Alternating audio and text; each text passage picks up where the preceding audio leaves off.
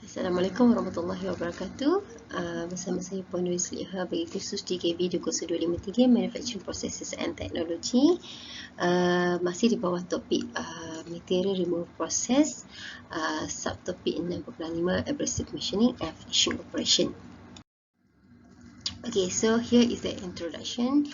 What is abrasive machining? Abrasive machining melibatkan pemesinan, kita kata melibatkan proses penyingkiran bahan, atau kita kata penyingkiran material by the action of hard and abrasive particle yang disebabkan oleh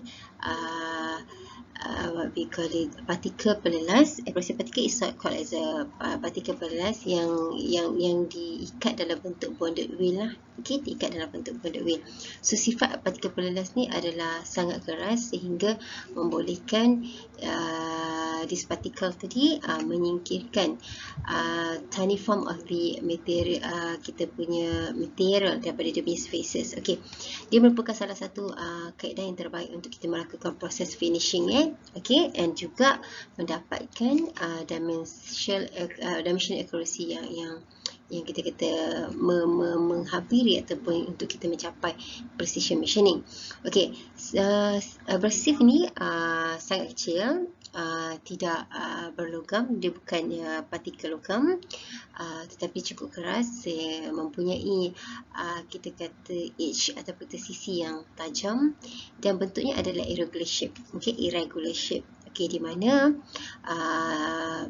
what we call it, this irregular shape with the hard sifat yang keras ini mampu untuk menyingkirkan a small amount. Okay, tapi cuma konsep dia tidak boleh menyingkirkan sehingga membentuk chip yang besar-besar macam yang kita dapat dalam proses pemesinan lain such as turning and milling. Tetapi bahan yang disingkirkan itu dalam amount yang sangat kecil. Cumanya sehingga menghasilkan very tiny chip. Cumanya macam kita kata tadi, because of dalam proses of grinding ini dia bukan what we call it, lebih kepada penumpuannya lebih kepada buat finishing. Okay, buat finishing. Okay, now sebab itu kalau kita tengok kat sini abrasive, which is kita punya material yang digunakan untuk proses of abrasive cutter ataupun abrasive machining ni digunakan untuk honing, lapping and buffing serta polishing lah.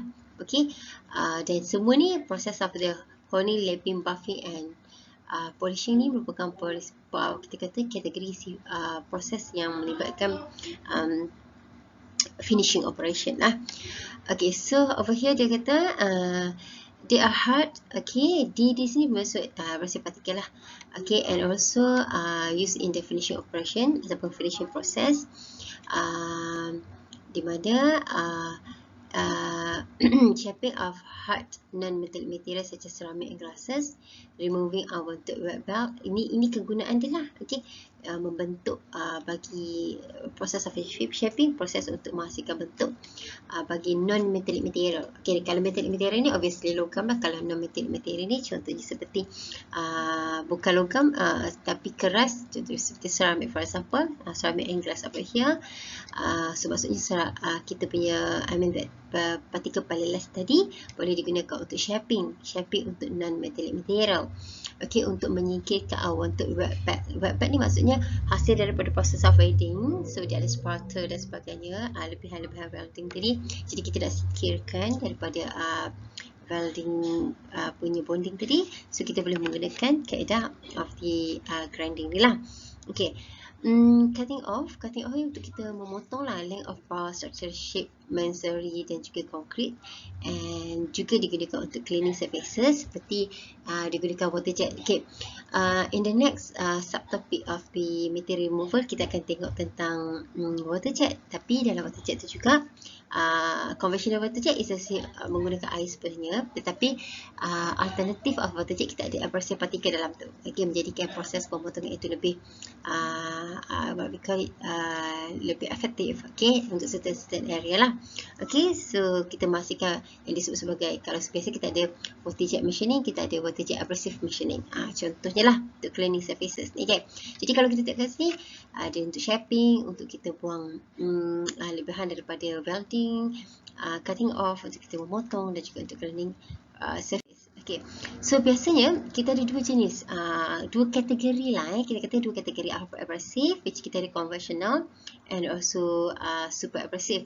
Kalau super abrasive ni, biasanya dia sintetik lah, okay? Macam gitu. Kalau conventional ni kita ada aluminium oxide.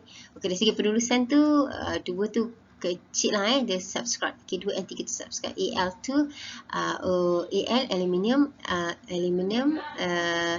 2, 03 tu, kosong tu bukan kosong ya, oksigen, O3 maksudnya oksigen satu lagi kita ada SiC ni maksudnya silicon carbide. Okay, C sepatutnya saya tulis dalam C huruf besar, okay, sama gitu juga oxide kat atas ni, O huruf besar. Okay, silicon carbide over here. Untuk super abrasive kita ada CBN stand for the cubic boron nitrate, dan juga diamond lah. Diamond is the hardest material lah. Okay, diamond is a part of the memang bahan yang biasa digunakan as in the abrasive cutter ataupun the abrasive machine. Okay, so salah satu daripada sifat yang paling penting yang perlu ada pada kita punya abrasive ni kan, which is kita punya particle of abrasive ni adalah friability. Okay, if you look at here, this is the friability. What is a friability? Friability ni maksudnya keupayaan untuk abrasive particle tadi, dia fracture, dia patah into smaller pieces, and then kemudiannya bila dia patah tu, maksudnya sisi ataupun bahagian patah tu akan menghasilkan new edge yang tajam. New edge yang tajam lah. Jadi new edge yang tajam tu akan digunakan untuk next pemotongan pula. So kita tak payah nak kalau macam mata alat biasa, contoh macam turning for example, inlet machining kan, mata alat sehingga ke titik point tu you need to grind. Okay, awak perlu grind in order untuk pastikan ketajaman dia, ataupun dia tak wear lah, dia tak haus lah. Kalau tak haus nanti susah untuk kita potong kan. Tapi untuk abrasive machining ni, which is kita punya abrasive wheel ni, okay, tidak memerlukan awak untuk sharpen the tool, ataupun kita untuk kita tajamkan dia punya mata alat tu. Sebab mata alat dia guna this particle of abrasive tadi yang dikompreskan tu dia untuk bentuk kepada bentuk-bentuk tertentu lah. Biasanya kita ada wheel line. Okay, yang paling biasa you tengok, yang paling dekat you tengok masa you sekolah, what we call it, mungkin sekolah rendah ataupun menengah, biasa kita ada ni, di mana letaknya pelelan ni, dekat kita punya sandpaper.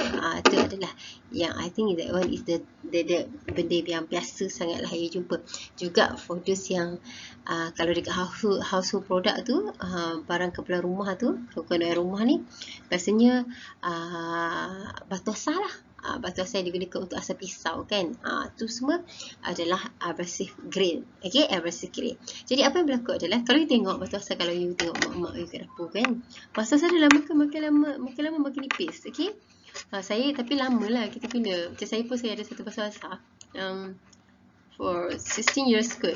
Okay, yang saya dah beli 16 years, ada sampai sekarang. So tapi kita tetap once you asar, you akan dapati ada partikel yang akan keluar kan. So those partikel tu sebenarnya what we call it, sebenarnya membenarkan untuk partikel lama yang kita bahasa dah kita asar tu, dia akan dia akan patah, so dia mengeluarkan satu sisi yang lebih tajam. Itu yang disebut sebagai friability, di mana dia mempunyai keupayaan untuk dia fracture dan into a smaller pieces, and jadi menyebabkan dan dia menghasilkan a new cutting edge. Seperti ini dia mengalami proses self sharpening, okay, proses pengasahan kata-kata ketajamannya sendiri, which are crucial. Okay, yang ini benda ni bentuk kita kata sifat yang sangat penting untuk dia maintainkan dia punya sifat sharpness atau ketajaman dia kan. Okay, kalau lagi tinggi sifat friability dia, maka lagi tinggilah, lagi mudahlah kita punya partikel tadi, particle of abrasive pelelas tadi untuk patah lah. Okay,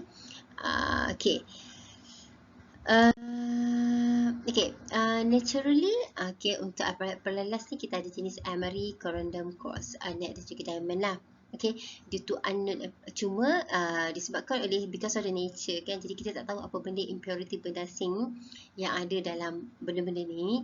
Jadi selalunya yang dia akan menyebabkan inconsistent and unreliable punya performance lah. Kadang-kadang okey, kadang-kadang tak okey because of kita bergantung kepada what we call it, condition, keadaan kan. Jadi dia form, sebab itulah kita come out dengan sintetik. Jadi biasanya orang guna sintetik lah instead of nature ni. Sebab nature ni dia ada banyak faktor, antaranya impurities, benda asing yang ada dalam kita punya pelelas tadi yang menyebabkan hasil performance tidaklah kita kata tidak sempurna ataupun tidak konsisten, kita kata macam gitu Jadi dia guna sintetik. Okay, so the first synthetic pelelas aluminium abrasive yang ada adalah aluminium oxide. Yang paling murah lah.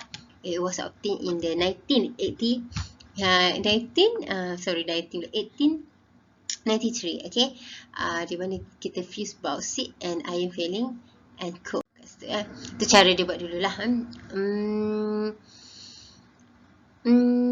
Okay, so as is in the manufacturing process, abrasives are generally very small compared to the size of cutting to insert. Yeah, obviously. Sebab kalau tengok abrasives yang ambil satu partikel abrasive, saya sangat kecil, sangat halus kalau berbanding dengan cutting tools such as yang digunakan untuk lathe machining, turning process, and also insert yang kita guna untuk milling kan. Memang sangat berbeza, jauh, memang sangat berganda lah size of the cutting tool yang owned by the process of lathe machining dan juga milling lah. Apa sih have sharp edge? Yes, itu adalah sifat yang perlu ada, yang wajib ada pada kita punya abrasive. Sharp edge maksudnya sisi yang sangat tajam yang akan membenarkan proses of the penyingkiran, okay, removal, penyingkiran small quantity of the material from the workpiece surface, which is the result akan menghasilkan satu permukaan yang sangat halus, dan juga bila kita dapat satu permukaan yang sangat halus membawa kepada very good dimensional accuracy. Okay, so biasanya bagaimana kita nak klasifikasikan grain size ni, abrasive grain ni. So kita akan grid number. Dia ada grid number lah, GRIT grid number, which is kalau I mean that zarah itu halus, zarah partikel pelelas kita halus, maka dari segi numbering of the grid tu akan jadi besar. Besar. Okay, jadi kalau kat sini, okay, based on the statement here, okay, number 10 bermaksud dia kasar. Kalau you ada 100, dia halus. Kalau you ada 500, grid number dia 500, maksudnya dia very fine. So makin besar number dia, makin halus. Okay, tu dari segi penambaran ataupun kita kata bagaimana kita mengkelaskan dia ataupun grading, grid number of the abrasive grain ini. Okay, and bila kita nak pilih wheel yang macam mana, sebab wheel ada banyak bentuk. Jadi bila mana kita nak pilih wheel tu, kita kena bergantung kepada dia punya purpose lah, penggunaan dia. Okay, so bila kita nak dapatkan atau kita katakan nak cari grinding wheel ni, kita akan tengok kepada what we call it, list yang ni lah, size and shape, kind of abrasive, jenis abrasive yang digunakan, grain size of the abrasive particle, grit or strength of the bond. So kita ada V3 fit, kita ada resonate, so kita akan tengok je. Okay, lepas tu kita ada structure of grain spacing and kind of bond material. Yang saya sebut tadi, V3 fit resonate tu adalah kind of bond material. Okay, so ini adalah bentuk je lah, bentuk grinding wheel kita. Okay, yang commonly mungkin, yang biasanya you bisa jumpa kan, tapi ada banyak lagi lah. So over here, this is the example of the grinding wheel yang dibuat daripada conventional abrasive such as aluminium oxide. Okay, so dia ada masing-masing ni dalam bentuk yang masing-masing ada specification, I mean that ada specific task lah masing-masing. Okay, jadi ini adalah standard system bagaimana kita nak marking kita punya grinding. Ini daripada standard yang dibangunkan oleh ANSI, American National Standard Institute, ANSI. Okay, so dekat sini yang paling banyak ni, yang paling banyak lah, okay, Antara ni you kena tengok yang from the 1, 2, 3, 4, 5. Okay, yang nombor 6 dengan 51 ni bergantung kepada manufacturer punya simbol kan, ataupun indicating kan. So kalau tengok kat sini, ini satu adalah abrasive type. Okay, jenis macam kita ada tadi aluminium oxida, kita ada diamond, kita ada CBN, kan, yang tu maksudnya. Okay, yang dari segi nombor 2 ni adalah grain size, which is you ada macam tadi kan, coarse, I mean that mungkin 10, 100, 500 dan sudah ada grade size dia. And then kemudian aja what we call it grade. Okay, this one is kena tengok kepada dia punya table lah Okay, structure pun kena tengok dia punya table. V ini bond type nombor 5 ni dari segi bond type. Bond type ni kita ada resinoid, kita ada vitrified, and ada lagi 2. So kita ada 4 jenis. So yang itulah dari segi classification. Jadi from the number 1 hingga 5 ini sangat penting untuk kita kenal pastilah Okay, so as I told you before, kita ada types of bonding yang saya sebut sebagai vitrified resonant bagai. Okay, so over here kita tengok dulu kepada gambar rajah ini Okay, dalam gambar rajah ini dia menunjukkan bagaimana kita punya pelelas partikel itu diikat daripada satu kepada satu yang lain. Sebab obviously, let's say that kalau analogi tu saya suka ambil macam kita buat kita ada pasir. So kalau pasir tu you nak kumpulkan bersama memang tak boleh lah, because of bila you release daya yang memegang dia, so pasir tadi akan jatuh lah kan, dia tak terikat sama satu sama lain. Jadi sifat of pelelas kita pun macam tu jugalah, macam the same exactly like macam pasir tadi. So kalau antara satu partikel ke satu partikel tu nak berikat macam tu memang tak boleh lah. Okay, so we need something to do the job. Okay, kita perlukan sesuatu ataupun bahan lain untuk mengikat dia. Okay, jadi kalau you tengok kat sini, okay, kasih perconting sikit over here. Okay, inilah yang ni, ini adalah pengikat dia. Ini adalah pengikat dia. Inilah yang akan menghubungkan. Okay, meanwhile yang warna kuning ni adalah kita punya partikel. Partikel saya tanda ni warna kuning ni adalah kita punya partikel. Okay, so sekarang ni in this types of bonding ni kita akan tengok jenis-jenis bonding yang ada lah. So kita ada vitrified, resinoid, rubber and metal bond. Okay, and then kemudiannya untuk setiap jenis yang ada di sini, obviously dia akan ada dia punya own strength masing-masing lah. Okay, akan ada dia punya kekuatan dan kekangan masing-masing. Okay, now we go for the vitrified. Vitrified Okay, vitrified ni juga dikenali sebagai ceramic bond. Okay, dan ini paling banyak digunakan di mana dia okay, kenapa dipanggil vitrified ceramic bond? Because of bahan yang digunakan adalah untuk mengikat tadi adalah crystalline mineral and clay. Maksudnya kita melibatkan combination of mineral dan juga tanah liat lah. Clay tu tanah liat kan, di mana a temperature of 1250 darjah Celsius digunakan untuk kita fuse. Okay, untuk kita fuse those glasses and develop the structure strength. Okay, jadi apa sifat dia? Dia kuat, stiff, kaku, porous, ada kelengan, but somehow it resistant to oil. Maksudnya kalau terkena minyak, acid, water, nothing happen to them. Okay, jangan risau, dia tak kata cabut, dia tak kata terkesan dengan yang benda tu. And dia are brittle, rapuh and light resistant. Okay, cuma masalah dengan walaupun dia tahan minyak, tahan acid, tahan water, somehow dia tak tahan taman. So kalau you ambil, you hentak dia dengan hard frost, so highly possibility yang dia akan pecah gitu. Okay, itu adalah vitrified. Now we go for the resinoid. Resinoid dia siapa kata dia berasal daripada perkataan resin. Resin ni adalah thermosetting. Thermosetting polymer. Polymer daripada kategori thermoset. Okay.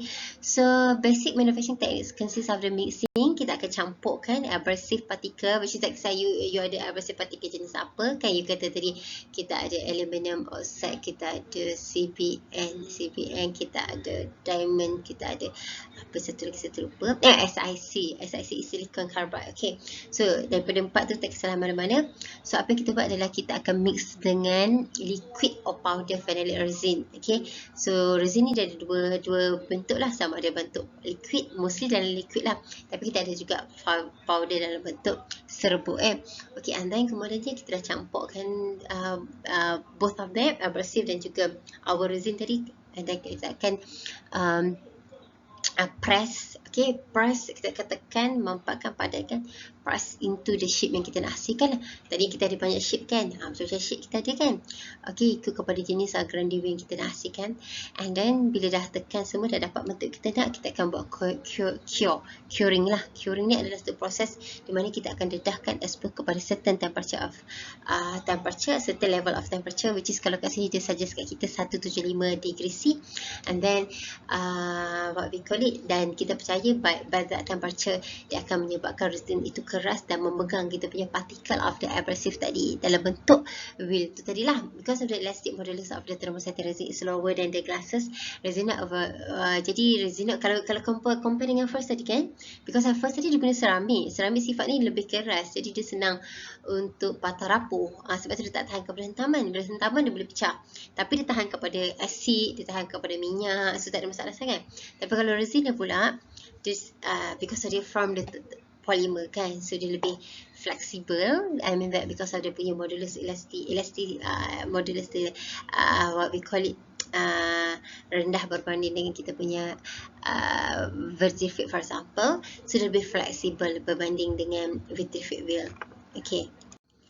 Okay, yang ketiga, kita ada rubber. Kalau ikatan kita daripada rubber, dia lebih fleksibel lah. So, automatically you akan okay, rubber getah. So, dia fleksibel lah. Macam itulah kan. Jadi, apa yang berlaku adalah, bagaimana kita nak menghasilkan ikatan rubber ni tadi. So, we have the crude rubber, sulfur and the abrasive resin. So, maksudnya ketiga-tiga ni kita campurkan together. And then kita akan roll dalam bentuk sheet kepingan. And then baru kita akan tengok circle, bulat. And kita heating up. Okay, heating to under pressure. And untuk vulcanizing. Okay, what made the difference between curing and vulcanizing? Actually, proses dia sama je. Pengerasan. Okay, pengerasan. Kalau dia logam tu, dia akan kata hardening. Okay, ataupun kita kata quenching kan. Tapi because of yang ini rubber, jadi ayat technical words dia adalah vulcanizing. Kalau resin, kita sebut curing.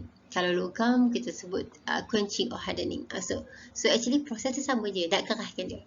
Maksudnya, yang kalau tadi lembut kan, because kita sampai tahap kita boleh rolling jadi into sheet. Jadi kita nak keraskan benda tu. Proses vulcanizing adalah proses untuk kita keraskan ikatan yang dibuat daripada rubber tu tadi. Okay. Last but not least, jenis ikatan yang keempat adalah metal bond. Okay, so yang ini menggunakan kaedah metallurgy lah, powder metallurgy, which we have been discussed in the chapter yang kelima hari tu. Okay, so the abrasive grain akan bonded to the periphery of metal wheel to depth of 6 mm to less. Okay, kalau you tengok kan, 6 mm tu tak besar punya, tak tebal pun 6 mm kan, ataupun kurang daripada 6 mm. Okay, and the metal bonding carry out under high pressure and temperature. So wheel ini dibuat daripada aluminium, bronze, steel and ceramic composite lah. Depend on the wheel requirements such as strength, stiffness and the dimensional stability. Okay, jadi kalau metal bond you nampak macam nipis je dia punya wheel tu kan, because of itu dia punya syarat dia. So kita buat under metal wheel. And then kemudiannya, okay, so habis tentang ikatan. Okay, now we go kepada grinding wheel valve. Apa yang akan menyebabkan kita punya wheel ini haus? Obviously kalau tadi kalau tengok kan, maybe ada yang macam okay, perta perasan lah dia susah nak wear because of dia ada sifat of friability. Okay, boleh patah rapuh, tapi susah nak wear tak bermaksud tak wear langsung. Macam gitu kan, bila gosok ada bahagian yang dah licin. Okay, kalau dalam logam licin tu bagus lah because of featability tinggi, because of nanti susah nak berlakunya karat dan sebagainya. Itu untuk logam. Okay, tetapi dalam wheel ni lain. Wheel ni kita tak nak dia I mean that kita tak nak dia haus. Kalau dia haus nanti dia akan jadi licin. I mean that dia akan jadi licin. Bila dia licin, macam mana dia nak grind, nak take off the particle, I mean that the material from the part yang kita nak grind kan. So tak boleh lah nak buat proses of removal material tu tidak berlaku lah, because ada licin kan. Jadi cerita umpamanya braking system lah, dalam kereta kita ada braking system. Braking system, I mean that kita punya what we call it, apa tu, ya Allah ya tangga, braking dalam sistem of kereta ni, drum, brake drum tu kan, dengan kita punya shoe, okay, brake shoe tu, kalau boleh memang nak geseran dia sangat tinggi. Sebab apa? Kalau lagi tinggi geseran dia, lagi cepat dia akan berhentikan. Maksudnya dia akan cepat untuk memberhentikan kita punya tayar kenderaan tadi. Tetapi kalau dia licin, dia jadi semua macam ni. Bila dia nak berhenti kan? Jadi sistem braking memang kita nak dia jadi kasar, so that dia boleh what we call it, stop the car in the necessary time lah, itu untuk braking. Jadi kalau kita grinding wheel awak, untuk logam kita nak dia licin, tetapi untuk grinding wheel no, because of kalau dia licin dia tumpul lah. Macam gitu kan. Tapi obviously kalau tengok daripada awal tadi, you maybe understand yang sifat of pelelas itu, sisi itu ada friability madam. Okay, friability, so meaning that dia boleh patah sendiri. So how come dia boleh jadi haus? Tapi itu teori.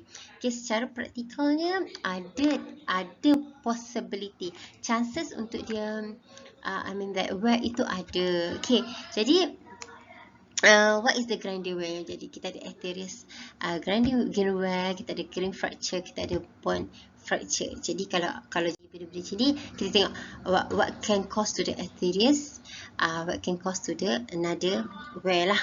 Okay, so kalau tengok kat sini, arterious grinding wear, sorry, merupakan kalau tengok kat sini kata dikatakan bahawasanya okay, the sharp grain become dull. Okay, dia jadi tumpul. Okay, jadi tumpul di mana menghasilkan kita kata kehausan yang rata, similar to flank wear and the cutting tool. Okay, bagaimana wear ini berlaku? Disebabkan oleh interaction ataupun kita kata tindak balas di antara grain with the workpiece material. So dia tak pecah. Dia jatuh involving both physical and chemical reaction lah. Secara physical dan juga ada sikit disebabkan oleh tindak balas kimia over there. The section of the types of the abrasive follow at this wear is based on the reactivity of the grain with the workpiece. So maksudnya nanti bila kita nak pilih grinding wheel ni, kita kena juga dengan siapa grinding wheel ni bakal bekerja. I mean that dia nak potong apa. Sebab kalau kita tak consider, mungkin nanti dia cepat haus sebab chemically reaction antara kita punya grinding wheel ni tadi dengan the mechanical properties yang ada pada kita punya workpiece. That possibility menyebabkan arterious grain wear ni. Okay, itu yang pertama lah. Okay, yang ni kita kata tambahan. Okay, saya pergi laju sikit. Okay, so bagaimana kita nak baiki dia? Okay, let's say that you can get. Okay, kalau secara physically, macam mana kita nak tahu yang kita punya grinding tadi dah haus? Kalau you nampak permukaan berkilat. Kalau you nampak permukaan berkilat pada kita punya wheel itu adalah petanda kepada bahawasanya mata alat I mean that the green particle of the grinding wheel tadi dah jadi haus. So kalau haus, apa yang kita boleh buat? So kita boleh buat dress, kita boleh truing and shaping semula. Okay, boleh kita boleh bakit dia. Okay, so apa itu dressing? Dressing itu merupakan satu proses di mana kita hasilkan semula new edge tu. Maksudnya macam gini, selalunya dia patah sendiri. Dia patah sendiri, maksudnya bila dia bergeser dengan surfaces of our material, so dia boleh patah kan. Sisi tu akan jadi lebih tajam lah, producing on ataupun kita kata self sharpening. Tapi kali ni tak jadi. Jadi kalau tak jadi, apa yang kita kena buat? Kita yang tolong buat. Macam itulah maksudnya dressing adalah proses di mana kita produce sharp new edge. Instead of dia produce sendiri, tak boleh produce sendiri, so kita akan buatkan ke atas dia. Okay, so dressing is necessary when excessive arterious wear, dull the wear. So you can call called as glazing. Glaze ni kalau dalam logam mencantik glaze ni because of you akan nampak shiny appearance. Okay, shiny appearance maksudnya permukaan itu sangat smooth. Okay, very smooth. Kalau untuk logam fit ability bagus. Kalau untuk let's say that kalau kawasan itu contain what we call it fluid untuk contain macam nak simpan minyak dan sebagainya. So maksud kawasan tu ditugaskan kita kena letak minyak dan sebagainya. Syok sebab kita akan jadi leaking kan. Sebenarnya sangat shiny gitu kan. Tapi itu untuk logam. Tapi untuk granulate tak boleh. Granulate kena sentiasa kasar dan tajam so that dia boleh bila kasar dan tajam tu dia tak ada shiny lah. Okay, jadi yang ni because of the shining happen. So jadi kita kena produce balik, kita kena kacau balik supaya dia jadi lebih tajam ataupun jadi macam biasa tu lah. Okay, which is tajam semula. Okay, loaded and okay, so loaded or loading is when the porosity of the grinding surfaces of a wheel become filled or clogged. Okay, kali ingat tadi dalam kita punya gambar rajah bagaimana partikel dengan partikel sebelah terikat ada link kan. Link tu adalah punya bond lah, sama ada vitrified, resonite, metal bond, rubber bond. Okay, so masalahnya antara bond-bond tu tiba-tiba ada something yang mengisi. Mengisi tu maksudnya mungkin disebabkan oleh chip ke sudah dah ada. Jadi sebab tu you nampak permukaan dia rata. Okay, nampak permukaan dia rata. So what we do, so kita kena singkirkan. Okay, kita singkirkan semua yang clog yang filled in the spaces between the particles tadi. Okay, so ada beberapa teknik ya kita boleh buat dressing. Satu adalah menggunakan special shape diamond point tool or diamond cluster is move across. Okay, katakan let's say dia bulat macam gitu, jangan ikut macam gini. Kat situ dia tak jadi. So you kena, kalau dia bulat macam itu, katakan dia buat macam itu, you jangan ikut dia pusingan macam ni, tak jadi. So you kena buat macam ni. Katakan this one bulat. Okay, let's say that saya lukiskan untuk awak. So kalau bulat, okay, cara kita nak buat the dressing, jangan buat kita akan buat macam ni. Kita akan lalukan kita punya mata alat tu macam itu. So dia akan melawan lah. So akan melawan, so dia akan menghasilkan those kita kata sharpening lah to the edge of the particles tadi. Okay, yang kedua kita boleh menggunakan a set of star shape steel disc is manually press. Dia bergerak, so kita press kita punya star shape ni, so benda tu akan jadi bergeser dan akhirnya mengeluarkan clog yang terhasil pada in between the abrasive particle tadi dan menghasilkan those porosity lah. And kita juga boleh menggunakan abrasive stick maybe used to dress grinding wheel, particularly softer wheel. Kalau kita ada softer wheel, kita boleh gunakan abrasive stick. So just kikir macam gitulah. Okay, however this technique is not appropriate. Walaupun kita kembalikan dia punya tajam, somehow nak kata yang you boleh kembalikan dia punya precision tu tak sangat lah. Okay, it's not guarantee lah. Okay, sebab dia dah makin nipis kan. Through its dressing operation, by which wheel is restored to its original shape. Those round wheel is dressed to make its circumference true circle. Maksudnya kadang-kadang, okay, yang tadi tu you just tak kisahlah you buat star shape ke ataupun menggunakan diamond untuk you kikis macam gitu kan. Somehow dia tak mengembali bentuknya. Kalau nak kembalikan bentuk like macam roda ke for example, so you kena buat throwing. Okay. Okay, so the major difference between the green and the single point. Okay, so kita tengoklah apa yang membezakan abrasive ini berbanding dengan kita punya turning. Okay, single cutting tool action. Okay, so kalau kat sini you can see the individual abrasive cream. Okay, kalau I'm telling you tadi kan kita buat proses of self sharpening, I mean that dia ada sifat of variability, bukannya I mean that satu partikel je, tapi the whole particle yang appended to that particular shape of wheel tadi, semuanya ada sifat of irregular shape ni, irregular shape and those friability.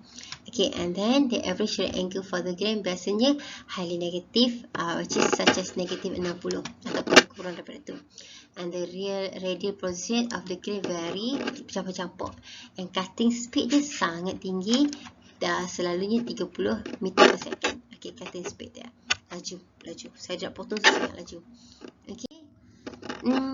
So, machine yang digunakan. Okay, so kita ada beberapa machine yang digunakan. Kita ada cylindrical grinder, internal grinder, surface grinder and tool and cutter grinder. I think grinder ni banyak tau dia punya guna. Okay, kalau let's say that you nak buat painting car. Okay, so kita tak menggunakan grinder sebab you nak grind balik what we call it, contohnya kalau kita nak buat ada car yang dah lama, and then kemudiannya awak nak baiki surface dulu, awak nak tukar cat. Sebelum tukar cat tu, kita akan tengoklah ada tak bagan-bagan yang dia dah kemat dan sebagainya kan, sebab bagan-bagan kemat ni dentik-dentik ni kan boleh menyebabkan berlakunya apa kita sebut sebagai oxidation ataupun karat. Jadi tak boleh nak biar macam itu. Jadi apa yang kita perlu buat? Okey, kalau kita nak cat baru semua, kawasan-kawasan yang dentik tadi kita akan semen. Okay, bila kita semen, kita akan grind balik supaya semen tadi hilang lah. So that was antara grind cutter lah. Okay, grinder yang digunakan. Okay, over here kita ada cylindrical grinder. This machine is used primarily for grinding cylindrical surface. Cylindrical grinder for cylindrical surface. Okay, cylindrical surface macam ni kan. Okay, although taper and simple form, surface may also ground. Okay, this one dah gambar aja je lah. Okay, so this one is the workpiece, and then what we call it, over here is the grinding wheel pun dekat sini bulat juga.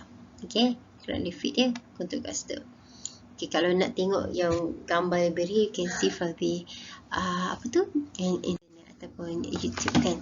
Okay, yang ini kalau tengok kita tadi mission tadi kan kita fokus kat ni, you akan nampak ini maksud dia. Okay, ini adalah kita punya workpiece dalam bentuk silinder. Okay, silinder. Dan you tengok grinding wheel pun dalam bentuk silinder. Tu maksud dia cylindrical workpiece for cylindrical grinder. Okay, contoh. Okay, yang keduanya kita ada internal grinder. Internal grinder tu untuk apa? Internal grinder tu untuk kita what we call it, grind bahagian dalam. Internal. Okay, taper hole or those having more than one diameter may be accurately finished in this method. Macam gini.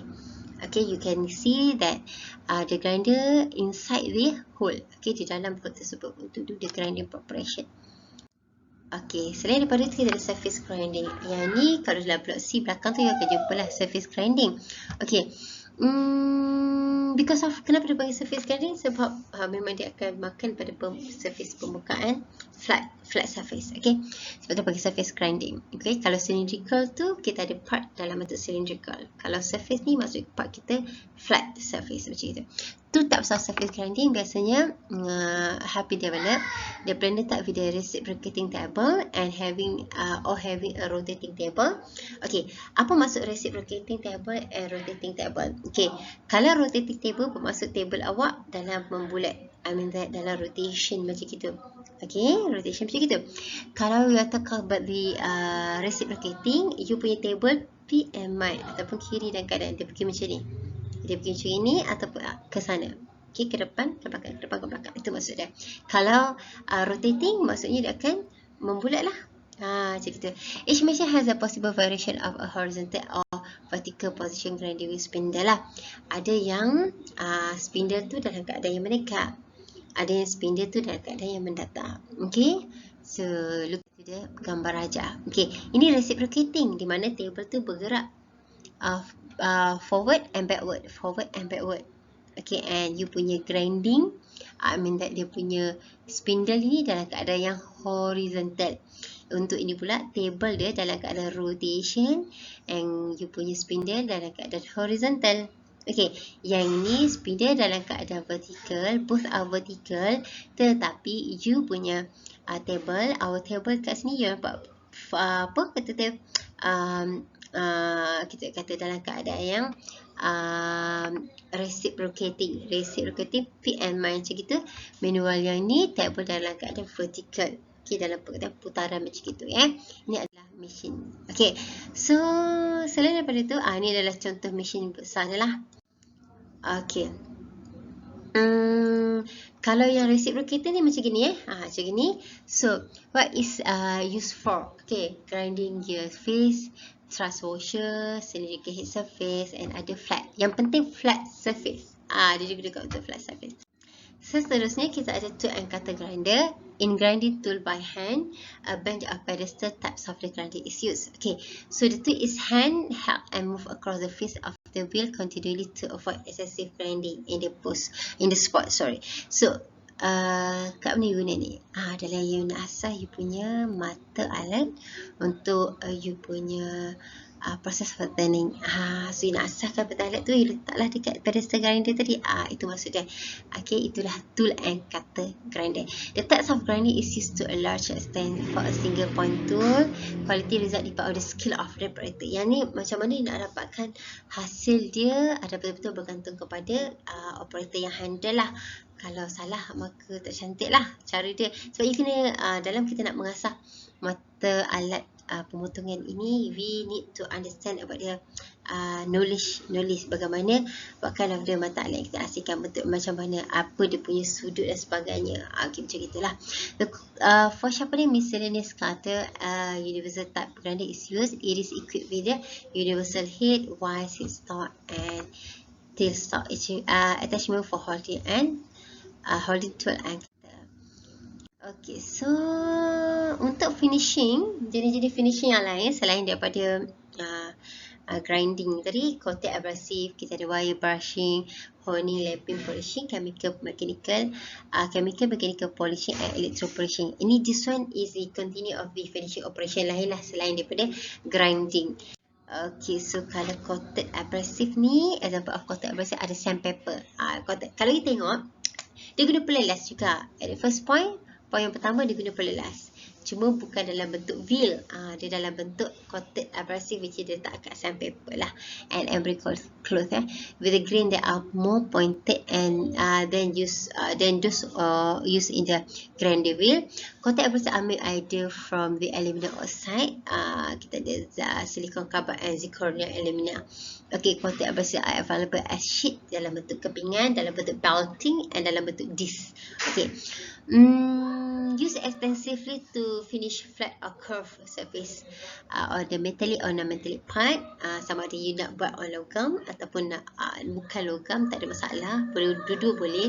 Termasuklah woodworking ni ataupun kerja-kerja kayu. Okay, the precision of the surface finish obtained depend on the primarily on the grain size. Okay, so yang paling mempengaruhi kepada hasil akhir dia adalah grain size digunakan, kasar atau halus. Okay, selain daripada coated, dia adalah contoh lah. Okay, back grinding of the turbine nozzle vane. Okay, contoh lah. Okay, kita ada wire brushing. Okay, in wire brushing of process, the workpiece is held against the circular wire brush that rotate high speed. So dia rotate. So kita touch kita punya workpiece on the rotation there. And the speed range sekitar 1750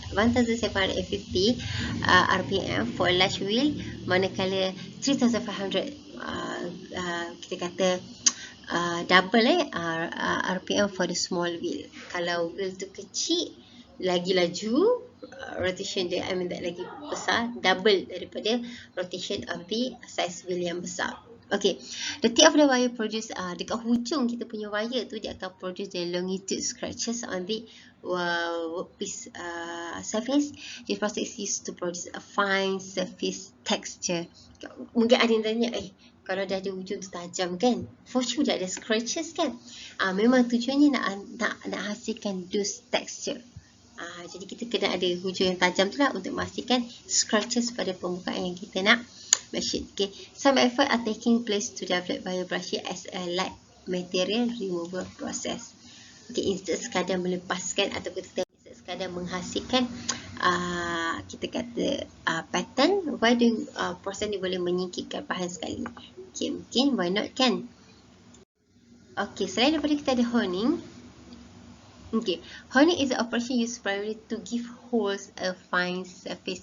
Maksudnya kita dah ada hole, dah ada lubang. Jadi dekat workpiece tu dah ada hole, existing hole dah ada.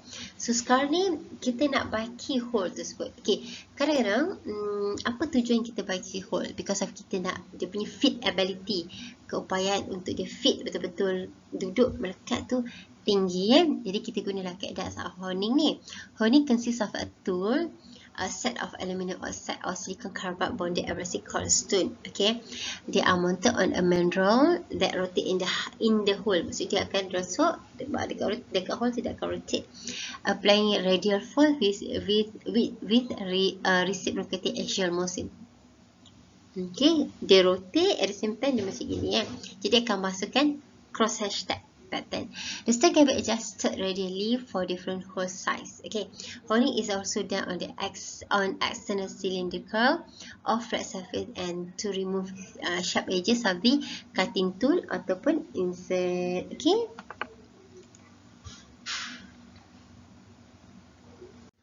Okay, this is the example of honing lah. Schematic illustration of a honing tool used to improve the surface finish of bore or ground hole.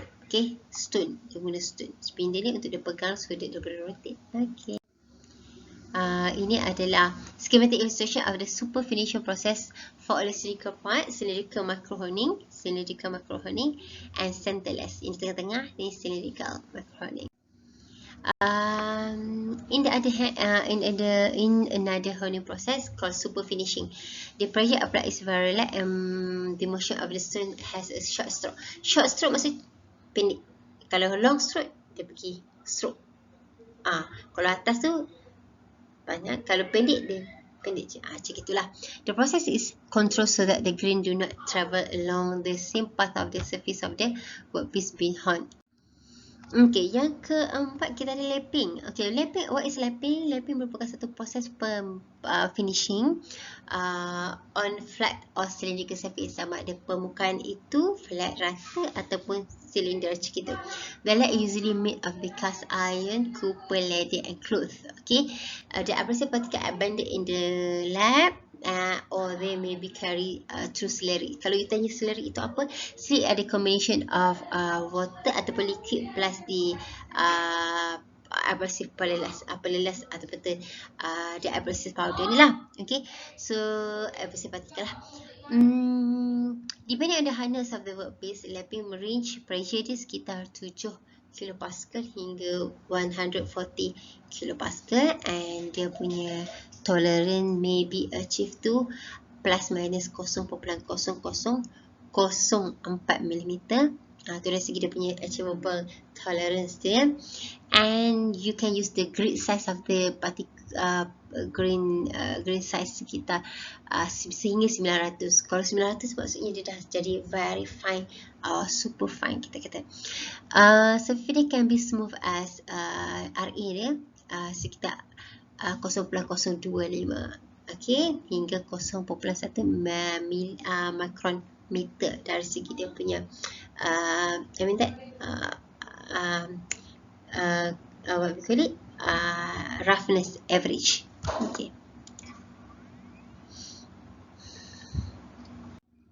Okay, this is the example, schematic illustration of the lapping process. So what happen in the lapping? Kalau tengok kepada A ni, tengok A. So lepas kita buat lapping, kita menggunakan stone for example, actually kita cut off dia punya peak. Okay, bila kita cut off punya peak, kita akan dapati peak dan puncak tu dah tak jauh sangat. Jadi roughness average akan jadi lagi kecil. Macam itu. So, selain daripada lapping, kita ada polishing. Polishing ni produce a very smooth, lustrous and surface finish. Okay, polishing is done with a disc or bag made by the fabric, leather and felt. Dan biasa kita buat polish ni awak, kita tak tekan. So, kita just layang je. Kalau kita menggunakan hand, so kita akan macam itu. So, part with irregular shape, sharp corner, deep recesses and part projection are difficult to polish. Bahagian-bahagian tu irregular shape dia memang susah nak polish. Sebab bila kita nak polish, we need to make sure that kita menggunakan hand ni, kita kena betul-betul rata, flat. Kalau you tekan lebih, nanti you akan nampak bumping kat situ. Itu dalam polishing lah. Okay, selain daripada polishing, kita ada chemical mechanical polishing. Chemical mechanical polishing merupakan satu proses in which a chemically reactive surface is polished with ceramic slurry in the sodium hydroxide solution. Jadi lebih kepada advance daripada polishing yang tadilah. Major application adalah polishing of the silicon wafer. Okay, silicon wafer ni apa? Dekat mana kita jumpa silicon wafer? Dekat integrated circuit. Okay, so di silicon wafer ni digunakan untuk kita create those diode lah, nak create perintah dan sebagainya. Okay. Selain daripada itu, last but not least, kita ada electro polishing. Polishing je ada banyak kan? So kita ada electro polishing yang terakhir untuk kali ini, mirror light finish. Okay, yang menarik je, bagaimana kita nak tahu yang bahawa hasil kerja polishing kita itu tip top ataupun berada pada standard quality yang tinggi. Simple je, paling mudah lah, tip paling mudah bila mana kita letak longkang tu depan kita, so you can see your face, okay, reflection, you can see as a reflection macam mirror, okay, tu masukkan mirror light finish, okay, by the electro polishing. Because there is no chemical contact, electro polishing ni tidak melibatkan chemical contact. Yang lain tu ada chemical contact, you buatlah macam mana pun ada sentuhan. Jadi yang ini tidak ada sentuhan langsung antara workpiece dan benda kerja yang kita gunakan untuk electro polishing ni. So it's very suitable untuk irregular shape. The electrolyte attacks projection and peaks on the workpiece surface at a higher rate than the rest of the surface, producing a very smooth surface. Elaboration also called as a deburring. Deburr maksudnya buang beroperation. So I think that's all for this video. See you in the next video, and thank you.